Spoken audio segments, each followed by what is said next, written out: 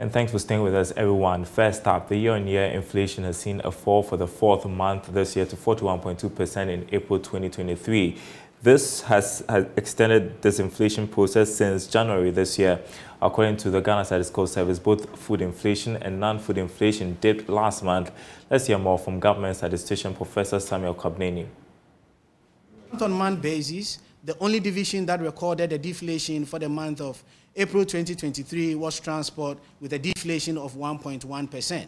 This can be attributed to the consistent downward variation that we see in the prices of diesel and petrol that we started recording sometime in November last year. On a month-on-month basis, the division that recorded the highest rate of inflation was food and non-alcoholic beverages, that recorded a rate of inflation of 4.3% for the month of April 2023.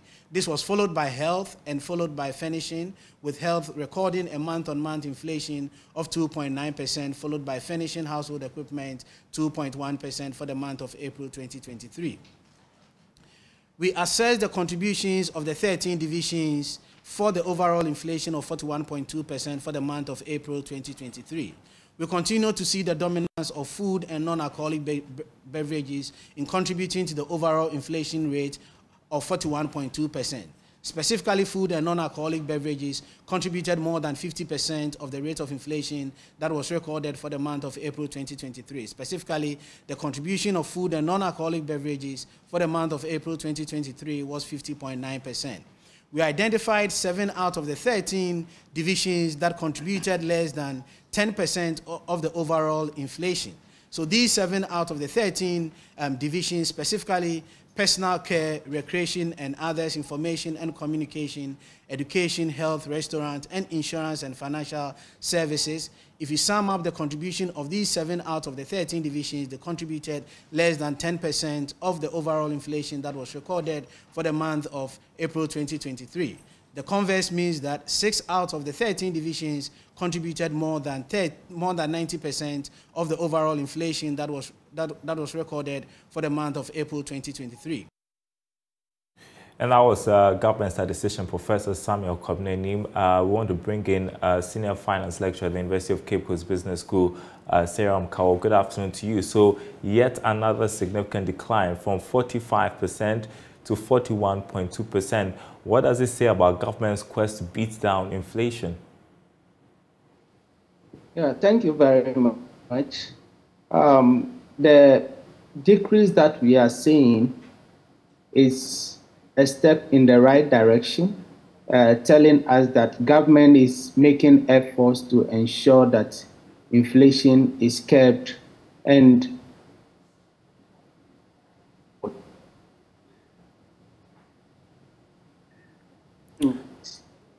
is also invested, and that can only pat government on its back. But this is coming on the heel of we looking at the prices of fuel and transport coming down, and the inflation for the locally produced items are also low. And that should also tell us that when the market is turbulent, things might not be going on well. But once we are getting it right, we'll continue to have a reduction in the inflation rate from time to time.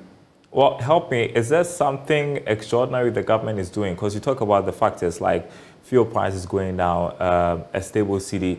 Can we attribute this to anything special the government is doing? I think so far that has been the situation. And you know, the times that we had the going up are periods where we have a lot of imports coming down, coming into the country. And so there was a lot of demand. During that particular period, a lot of companies are also repatriating their profits out of the country. And so these things during this particular period are no longer so much that we've seen. We've also seen a lot of reduction in the activities at our ports. And so some of these things might have contributed to the reduction that we are having now. Fuel prices have dropped significantly. And once fuel prices drive a lot of the prices that we see on the market, that is contributing to what we are seeing today. What should we be doing now to sustain the gains made, and also as we seek to close an IMF deal this month? Yes, so what we need to do is to listen to the Ghana Statistical Service. They are on the market. They collect data every month on over 10,000 items on the various markets. They have the technocrats that are in that particular market and that particular sector.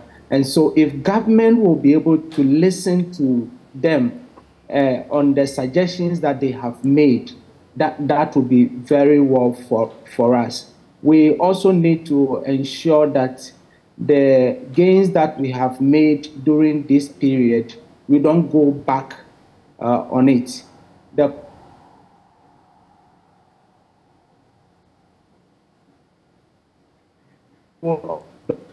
And make sure. Okay, we're losing Seram Kawa a bit, but he's been reacting to news that inflation has declined once again to 41.2% in the month of April. Can you hear me, Mr. Kawa? Yeah, I can hear you now. All right, I just want you to conclude on the point you were making because we lost you a bit. Oh, okay. So I was just making the point that government needs to listen to the Ghana Statistical Service.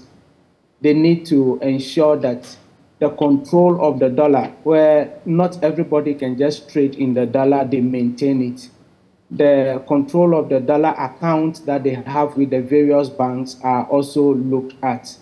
The free range that is given to companies to repatriate their profits out of the country, they have controlled that one. We should also continue doing those things, and that will go a long way to help us. How do you think this would influence the Monetary Policy Committee as it meets next week? I'm asking this because only yesterday we reported that the central bank could be looking at further hikes in the policy rate to tame inflation.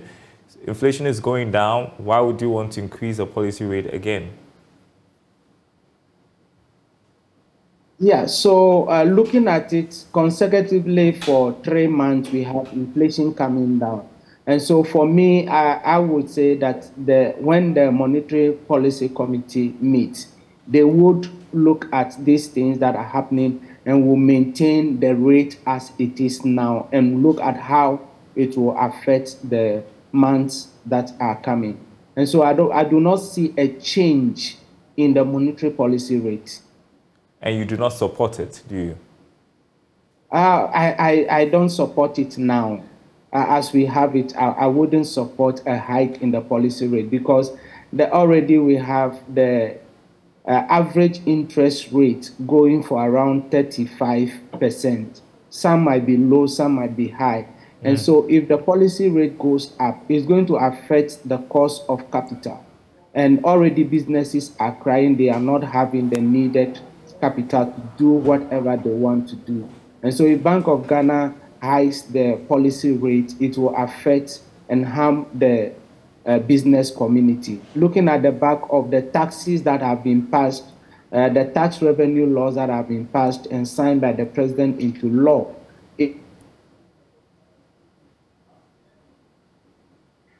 All right, looks like we have lost Seram Kawa, but a point is well made. He doesn't support an increase in the policy rate going forward, saying that inflation is being tamed. Thank you so much, Seram Kawa, Senior Finance Lecturer at the University of Cape Coast Business School.